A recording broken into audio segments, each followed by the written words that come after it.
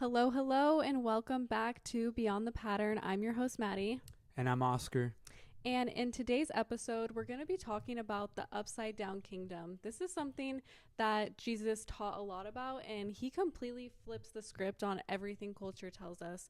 From success to status, he shows us a better way to live. So, we're just going to be talking about, his teachings and what he's been specifically speaking and teaching to us and how that's been applying to our lives lately. Yeah, I really like how Jesus redefined reality and he flipped the world's expectations upside down because humanity had created definitions in their own image rather than in the image of God. And I feel like Jesus really showed this in almost every aspect of life. There was a lot of different things like um, everyone, as far as just his figure, the being the Messiah, people were thinking at that time that he was gonna come and be like a um, a world ruler in the sense where he would have like a physical army and that he was going to be paying off their debts and overthrow Rome in the way that people were expecting him to in a materialistic fight instead of a spiritual fight. And he redefined everything by saying that the kingdom that he's talking about is not of this world, and the debts that he's wiping are spiritual debts, not uh, money, essentially, like just financial debt. Yeah. I think that's so interesting because that's one of the main reasons, why everybody rejected him. It's because of the expectations that they had and what they wanted to gain out of it. They were like, this is not what we were expecting. This is not, what we thought that this would look like. And this is not the way that we thought that the Messiah would come to help us. They thought it was so materialistic and so physical, and they were just projecting what they thought was ultimately the best for them. Yeah, and one of the big things was that they saw him as a king like the kings of that time, where they were sitting on a throne telling people what to do, just ordering them, and instead of leading them by example and by showing them how to live. And he essentially flipped the hierarchy on itself by putting the servant on the top. And he showed that if you wanted to be a leader, that you were serving people and not just ordering people or trying to be a like political authority. Yeah. And that's honestly just like one of my favorite things about him is just like Jesus came. He says that he came not to like be served, but to serve. Even, God that came down in the flesh, he came to be a servant, and he came in the most like humbling way. And I think that that's just so beautiful. And it's just so evident that that's even like still what's happening in our culture today is everything is so backwards. So that's why following Jesus is seen as so weird. Everyone's like, that's so weird. Like, what are you doing? Like, you are rejected because you're not a part of what culture sees as right or, fun or whatever that looks like. Yeah, and I think it's really important to understand what he meant when he was redefining these terms that everybody thought like they knew, uh, by their definition. And he just showed like a deeper understanding and like just a different perspective to look at things, to look at life by saying things like, you have to die to yourself to live. It it seems like really mind-boggling to tell someone that they have to be willing to die to live, or in the same way that you are a servant, um, as a leader, instead of being like an authority and telling people how to live, is what defines the leader. Um, so, in a lot of these ways, we can break down to understand what Jesus was truly trying to teach, and how what our current understanding of what the world is and how Jesus wants us to live are completely different, and that we need to be able to understand what he's saying to us so we can live the way that he wants us to live, not the way that the world wants us to live. Yeah, yeah, exactly. And I have some things here, just some points that I wanted to touch on. Just Jesus flipped every human expectation. So the last will be first, which is so backwards. It's like the last will be first. The humble will be exalted. The servant is the greatest. You gain your life by losing it. Power is made perfect in weakness. Freedom comes through surrender. It's like these are all so backwards in our culture, but it's like Jesus's words are true and what he's saying are true. So it's like, what does this mean and how can we apply this and what does this look like in our lives? Yeah, I feel like a lot of people, what they do is try to take it too literal, but it's very evident if you look at the rest of the the scripture, the essentially the story of his life and what he's going through and what he's telling the disciples, that he says stuff like, don't you shouldn't live off of bread alone. Man shall not live on bread alone, but every word that comes from God. I don't know, something like that. Yeah. Something. Yeah. You know what we're trying to say, what he specifically said when Satan was testing him in the wilderness. Yeah, and essentially what I was trying to say is that there's a greater message in there, and obviously he's not just talking about like not only eating bread, but by the words that he's speaking is spiritual food that he's giving to us, that is nourishing our bodies, our minds, and our hearts. So it's actually transforming us and it's giving us life, rather than us just being like shallow, materialistic, or just not seeking understanding beyond the materialistic viewpoint of the world. Yeah. Yeah, that's what I was thinking when you were saying that too, is like it's so easy to be so caught up in the world and like only focused on like, okay, what do we need in this moment? Oh, we need food. Oh, we need this, and it's just like we're just thinking just of what we need in that moment so materialistically. Yeah, so there's a lot of different examples that Jesus talks about where this is the case, and it literally feels like every single time he talks about something, he's redefining what people think it means. And so that's a part of Jesus' story, was even at the time the disciples didn't really understand what he meant, and was like having to re-explain to them, because one of the big things was all the disciples were constantly asking Jesus, like, who's the best out of all of us, essentially, and who's like the actual leader out of all of us. Jesus told them to not be like the Gentiles, where the Lord lords over them, and he tells them not to be like that. And that's where he's telling them that the leader is actually the servant of them all. And it just shows that no one person is supposed to have an authority over another in the way that they are actually infallible or 100% correct. Because it seemed like he said that Peter was the leader of the group by saying that he was the rock. But it also showed that throughout the entire journey of Jesus' life and of Peter's life, um, Peter still made mistakes. Jesus still rebuked him multiple times.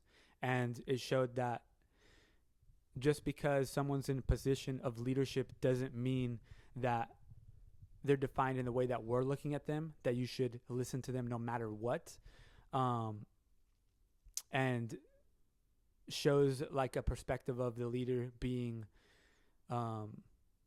coming from a place of humility and coming from a place of trying to lead by example instead of trying to show dominance. Yeah. Yeah, exactly. And it's like if we want to see how we're supposed to live, we look to Jesus and we see how he lived, and he is perfect and he is the perfect example for us. And so we just have to look at his life and what he was teaching us. And, you know, obviously he said multiple times to be a servant and to, you know, lead in that way rather than seeking, you know, power and status and recognition for yourself. And even him, it's like all of the miracles that he was doing and all the good that he was doing, he was consistently showing us to give glory to God, to not take it for ourselves, because it's so easy for us to be like, oh yeah, look at, you know, what I accomplished and this is all on me, and to take that away from God. And I feel like that's something that, you know, he has really been teaching me personally, is like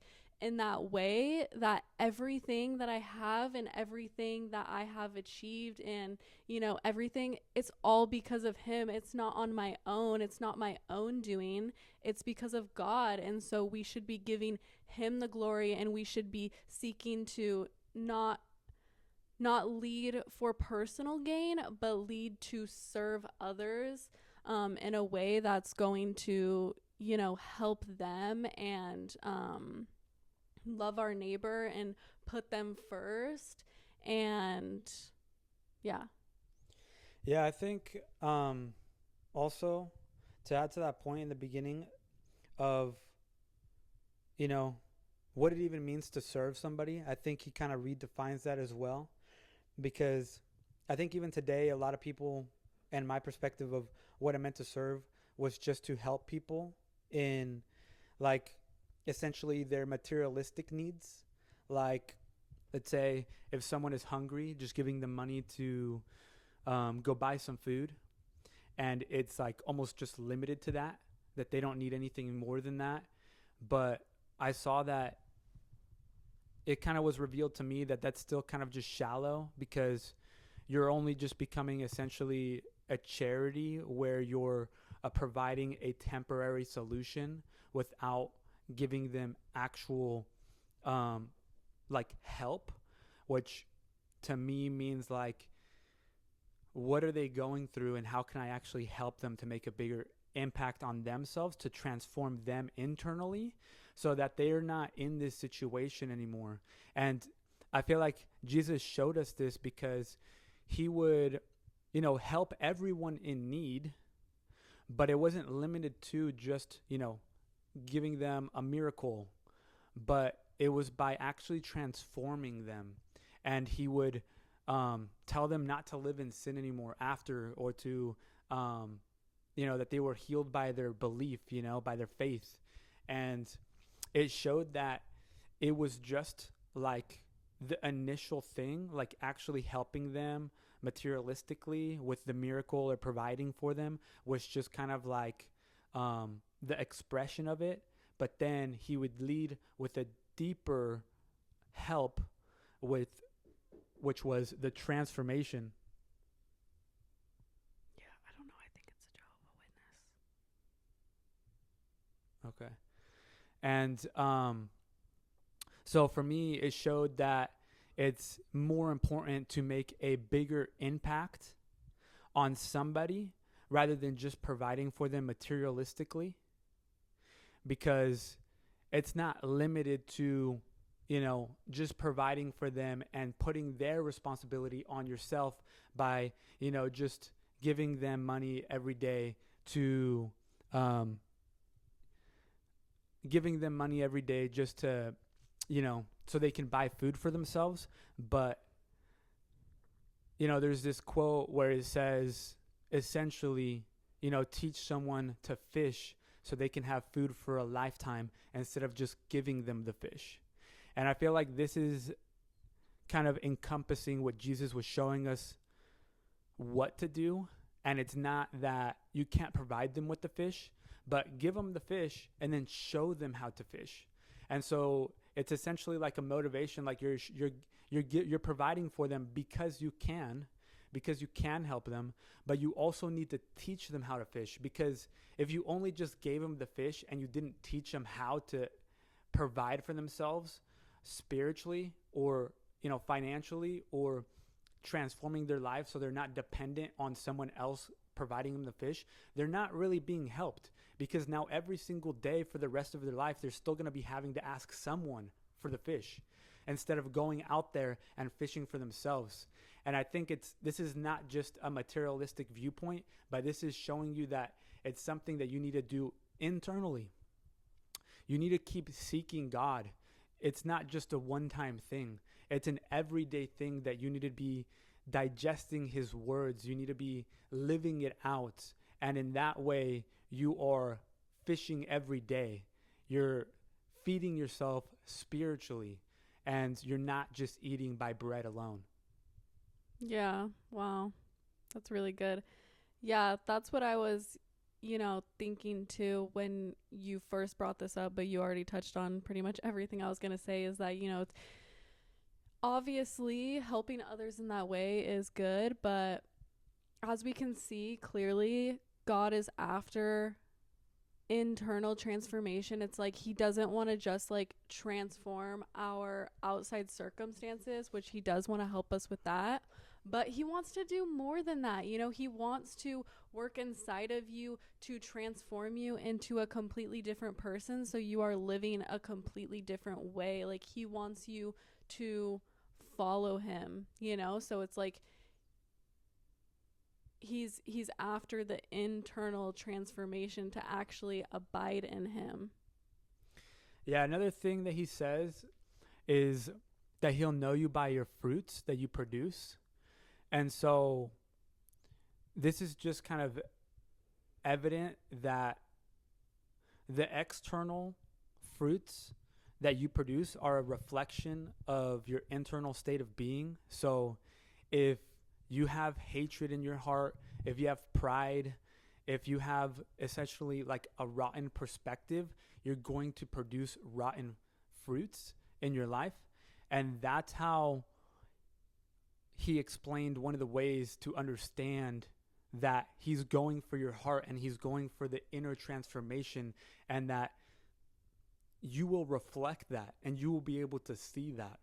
So you won't be able to hide from that, essentially. And that's why you are essentially an expression externally of what's going on internally. And so if you don't have Jesus in your heart, if you're not living by love, by purpose, by truth, then you're not going to physically express that into the world. And it just won't look like the way Jesus was living or what he wanted for us, because he was a clear example of it. So another thing that he says is that essentially you're not defined by the things that go into your mouth, but by the things that come out of your mouth. And that's another example of, no matter what circumstance you're in, no matter what happens to you, like the story of Job, where he's essentially, Job is getting everything taken away from him. He's like in the worst circumstances of, he's being blamed for everything that's going on in his life, when he actually wasn't the person that was responsible for the loss of his crops, his farm, and everything that was going on in his life, his family dying. But no matter what happened, he didn't lose faith. And not only did he not lose faith, but he didn't stop being obedient and worshiping God in the way that was defined by Jesus, which was living out truth and love and surrender. He stayed firm in what he believed. And it shows, that's a reflection, and shows that no matter what happens to you, if you trust in God and you're actually embodying what he wants for us, which is love, truth, everything that I said before, purpose, then you're not going to be expressing, the hate. You're not going to be expressing pride. You're not going to be expressing shame, guilt, and all of the sinful natures of the world. You're not going to be essentially a hypocrite or blaming other people. You're not going to be a victim, because you know that no matter what happens in your life, that you still know the truth and that you're still living according to God. Yeah, and I think it's so important too to just continue to, surrender and trust in him in the circumstances, whatever they may look like, and continue to turn to him, because it's like, I feel like a lot of times when we're going through something, and I've seen this in my life a lot, it's like I'm going through something, I don't understand why this is happening, I don't understand why things are falling apart. And when you're kind of in the middle of the storm, it's really easy to fall, into, I don't know, yeah, like a victim, like, why is this happening to me? Or to just fall away from the faith and, not trust God because something that wasn't ideal to you is happening. But it's like, we don't know what God is doing. And I feel like what I was saying is, like, once I get out of the storm and I look at things, it's like I see that even in the middle of that, like, God was working and he was extending his hand to me and he was setting things up for me. Even if it was something that I put myself in, it's like he was still there working things out for my good. And so that's why, like, no matter what it looks like on the outside, it's like we do have to just keep, relying and turning to him, because we don't understand what he is doing. But, later we will. And that was another point that I kind of wanted to touch on here, which is independence versus dependence. And this is one of the things that Jesus flipped around as well, where culture says, be self-made and be self-sufficient. Like, only rely on yourself and, rely on your will and just do what you want. And, Jesus invites us to abide in him, and he tells us that apart from me, you can do nothing. And so I feel like this has been a big part of my life, where it's like, we're not meant to do this life alone. And it was never supposed to be this thing where we're just all going around and we're just all doing what we want to do, and we're not turning towards the creator, the one that gives us purpose and the one that gives us life, to direct our steps. And that's why we're seeing, so much of, just things going wrong, or just, whatever's happening out in the world. A lot of it is not looking good, and it's because we're trying to be self-sufficient and we're trying to do our own will rather than surrendering and depending on God every single day and doing his will, which is all good. Yeah, I just see there's a lot of people that are becoming self-destructive because they're leading themselves instead of looking to God for their purpose. Because, it's pretty evident to me, honestly, whether you even believe in God or not, that we are created in his image, because there is clear purpose for us. Whether we know what we want to do in life as far as a career or anything like that is not what I'm talking about. I think that every aspect of yourself as a being is created for a purpose. Your eyes are meant to see, your ears are meant to hear. Like, you automatically want to do something and you seek to understand things. So we clearly have a purpose, and relying on God to define that for us is what actually leads to true success, because we're relying on Him and the reflection of Himself, which is love and truth, that we understand what our purpose is instead of trying to redefine it for ourselves. And so people lead themselves astray by trying to just do whatever feels good to them. They try to define what means good is just temporary pleasure, what feels good to them in the moment, and what makes them happy.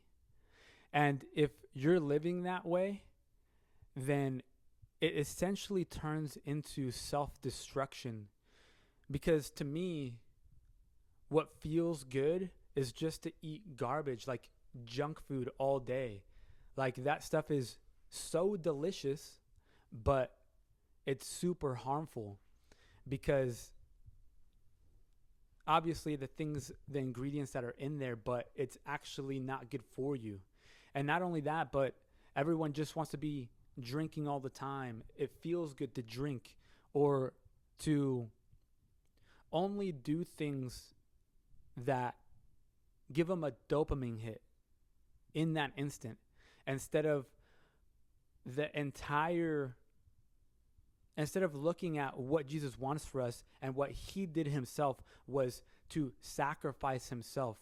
And we have to be able to walk in that same way and sacrifice for a greater purpose, because I would much rather just hang out and watch TV and eat junk food than go to the gym and eat healthy. But I'm sacrificing for a greater purpose, to take care of my own temple.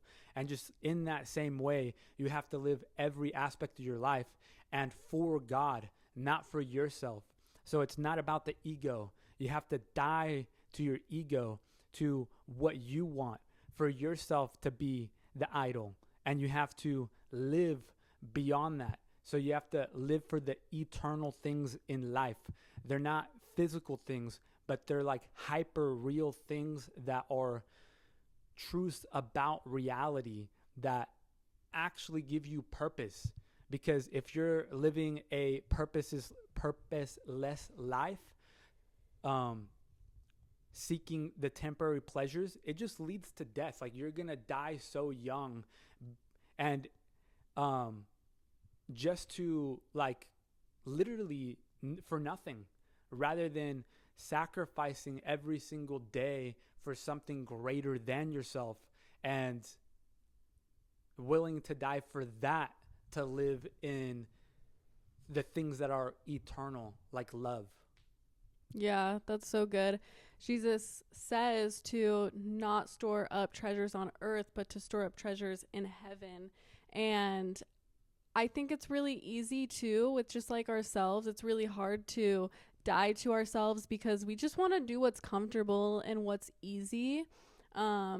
And as we can see in Jesus's life, He definitely did not do what was comfortable, and He definitely did not do what was easy.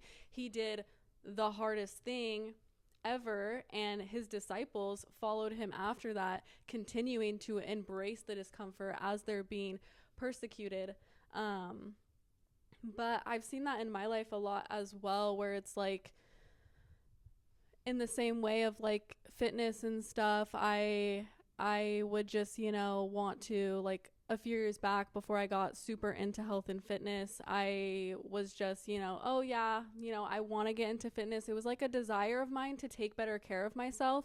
But when the moment came, I was like, no, I'll just do it tomorrow. And then I would choose other decisions, like to eat things that didn't even make me feel good. And it's like, I would just, in that moment, it would be like, yeah, this is great. I'm gonna, just lounge around. I'm gonna, not take care of myself. But then it's like, after that, the feelings afterwards it was just like gratification in that moment, but what I was feeling afterwards was not happy with myself. I was not feeling good. I was not feeling healthy. So it's like we have to think beyond of what we feel in the moment to pursue something that is ultimately going to be better for us and to go through those hard things. Yeah. Yeah, that's really good. Yeah, I think the main understanding of all these is that all these things that we've been talking about is that we really have to understand what they mean instead of trying to take them literally or trying to redefine them for ourselves.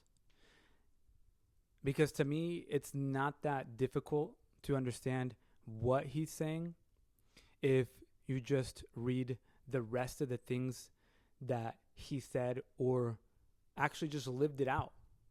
So it sounds like he's contradicting himself if you take it literally. But if you look at how Jesus lived, you'll see that what he meant was the way that he was living. And what he wanted was inner transformation. And I feel like a lot of people get confused, because I did, in understanding that what he wants is something that looks righteous externally, and that we should just be doing things because we think they're the good thing to do. But it's pretty evident that he shows that even just doing something because you think it's the right thing to do doesn't mean anything. That actually doesn't mean anything to him. It's got to be something intentional. You got to know why you're doing it. And it's got to be for a purpose and for the transformation of something. That's why in the Old Testament, essentially, God rejected the sacrifices that people were making because they were empty sacrifices. He didn't like that people would come and do the sacrifice ritual saying to God, oh, I want to be clean, because they said it. But in their hearts, they didn't mean it. And they would leave after they just sacrificed the animal, they're doing the ritual. They would go on with their life and kept sinning and didn't actually live it out. They didn't obey and worship in the way that God wanted them to by living it out and actually truly being transformed in their life. So if you just declare that you believe in God, or I'm going to sacrifice this, but don't actually live it out by your actions, by your heart, by your mind and your intention, then it doesn't mean anything. That's not what he's looking for. He's looking for, even if somebody doesn't do the external sacrifice, he's looking in the heart. He says that he doesn't look at the external. He looks at the heart. So what he's looking for, to me, it sounds like somebody that's doing it with pure intention. Somebody who actually wants to do something good. So Yeah, that's so good.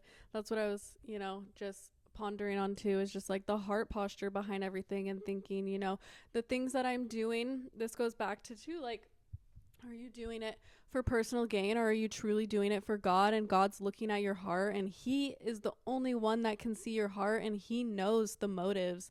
And so it's like, we really have to check ourselves, like us too. It's constantly, it's like, okay, like, am I operating out of pride, or am I doing this for God? Like, even when we get into like small little arguments, it's like, am I just trying to prove myself right? Like, what are my intentions behind this? Or is it because I'm actually wanting to like operate in humility and love and, come into an agreement? Or am I just operating out of pride? And so it really does all just come out of to like your heart posture and your motives behind things, and that's what God can see. Yeah, I think what happened was the world trying to come up with their own definitions of what they think these things mean. You know, like authority, like heaven, like essentially every aspect of our life. Um, we just created it in our own image, and it was just distorted. It wasn't based in the true purpose and reality that God wanted for us. And so I think it's really important that we look into what he really meant when he redefined these words so we can greater understand how to follow him, how to die to ourselves to live for him. Yeah. And always kind of bring it back to him to, read his word and see what he says. And that's been the most transformational thing to me, is just like reading his word, knowing what he says, looking at his life and what he did, because ultimately that's how you're going to know how you should live as well. Because it is so easy to get lost in the world and, what everybody's saying, and, oh, that this is okay, or, this is how you should live. And we really got to bring it back to what Jesus said in scripture and his teachings, and test it to see if that's true. Is that how Jesus actually wants you to live? Is that what he showed us? Is it really about just living for me and what my truth is and what makes me happy? Or is there something else going on here? Is there a greater purpose for me, and what is his will for me? Yeah. And I think not only Jesus, but even the disciples, and there's been multiple people in history that kind of show this because, I mean, just standing in the truth, just standing on what you believe is one of the main things to be revealed as the truth to you, not as something that you're trying to define, but something that God truly defines if you come at it from a place of humility, from actually seeking to understand what it means. Um, the disciples and other people have died just admitting, like they were willing to die just to admit that they believed that Jesus was God. And that just shows how powerful God can be in through us, that people were willing to die for it, and we got to be willing to do the same thing. Yeah, exactly. And the verse that I've had open that I wanted to read is Matthew 16:24 through 26, which says, "Then Jesus said to his disciples, 'Whoever wants to be my disciple must deny themselves and take up their cross and follow me. For whoever wants to save their life will lose it, but whoever loses their life for me will find it. What good will it be for someone to gain the whole world yet forfeit their soul?'" And it's like, that's something that it's like we have to keep coming back to, because it's like we have to be willing to, as we've said this whole time, and, I'm just reiterating at this point, it's like we have to be willing to sacrifice, to give up the things that the world is telling us is good for us, is okay. And through that, we will find our life. It's like that wasn't really our life. It's like that wasn't. We will find our life when we die to those things, and we find new life, we find new meaning in Jesus and in his words. And that's why it's so powerful, because it opposes, everything that the world says. And it's a threat. It's a threat to them. It's a threat to the outside people who want that authority, who want to control us, who want us to live by their means and to bring us down here and not find that truth and that freedom in Jesus. Yeah, it sounds extreme to, stand on the truth and be willing to die for it, but you kind of have to take it to the extreme to prove the example, because it's essentially stating that you shouldn't compromise yourself. Like, if you truly believe in something, you shouldn't compromise on it at all. And that's not what God wants for you. And if you do compromise because of force, because of other people using authority or using force, um, you know, to get you to compromise, it's not going to be sufficient for God. God wants you to stay true. He wants you to hold firm on the truth of what you believe. And that's more important to him than you lying or compromising or avoiding the truth and not actually helping others or standing up for what you believe. You're essentially being cowardice, and because you're being cowardice to what you believe, it's almost like disrespecting him, because you would rather save yourself, like it says.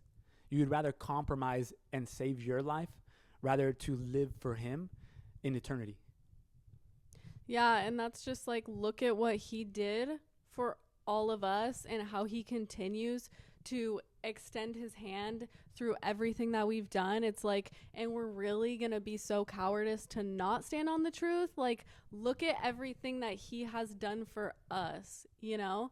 And two, you know, when you're saying too, like, we can't be willing to compromise, it's like, I feel like a lot of the compromise for me hasn't really come from like big things. It's the little things that, you know, are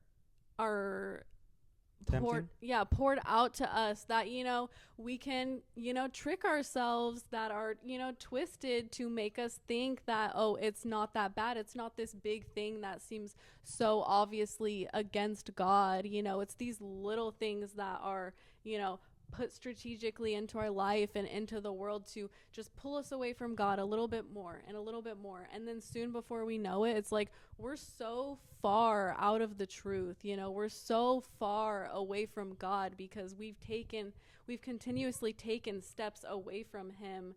And yeah, it's ultimately on us. It's like we're the ones that are taking steps away from him. He's not the one that's stepping away from us. We're like, nope, we're going to do our will, so we're going to go over here, and we're the ones walking away from him. And yeah, ultimately it's not rewarding, and the eternal rewards that, you know, we have in God far outweigh anything that the world can offer us. Yeah.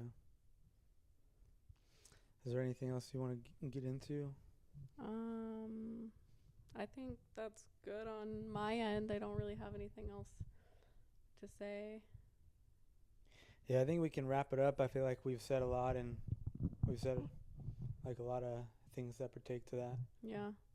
So, all right. Well, thanks for watching, everyone, and stay tuned for the next episode. Bye.